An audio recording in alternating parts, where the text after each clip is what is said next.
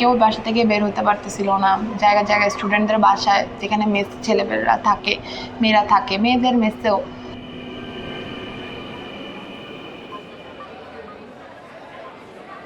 তো আমরা মানি না, সবার জন্য আমরা কি রাজাকারের বাচ্চা।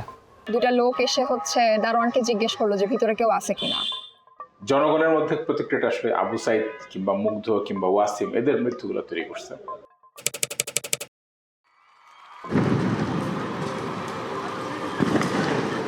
বিএনপি এবং জামাত এবং শিবির এবং সন্ত্রাসীরা ঢুকে আক্রমণ করেছে। নানা ধরনের স্বাধীনতা যুদ্ধের চেতনার ফাঁকা বলি, যেটা অসত্য বলি। দেখা যেত যে হেলিকপ্টার থেকে যে গুলি করে ওই ব্যারেল থেকে যে ধোঁয়াটা পর্যন্ত দেখা যেত, মানে এত নিচ দিয়ে হইত।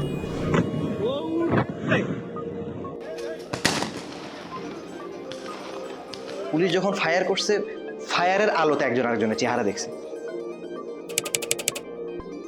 তখন ওই পুলিশ অফিসারটা আমার হাত ধরে শুধু বারবার বলতেছিলেন, মা মা মা আমাকে বাঁচাও, মা মা আমাকে বাঁচাও। বাচ্চারা তো ডাক দিয়েছে রাস্তায় নামার, এদেরকে তো আবার গুলি করবে, আমরা কি কিছু করতে পারি না? এরা মার্কিন যুক্তরাষ্ট্র এসে ঘরে ঘরে মায়েদের নামায় দেওয়ার ষড়যন্ত্র করে গেছে। এইটার মতো তৃতীয় শ্রেণীর আহম্মকি। তাও যদি এখনো আসতে চাই, কথা বলতে চাই, আমি তাদের সাথে কথা বলতে চাই। মির্জা ফখরুদ্দিন, আপনার বাসা যাই বলাবো, আমার তুই থাই দিবেন?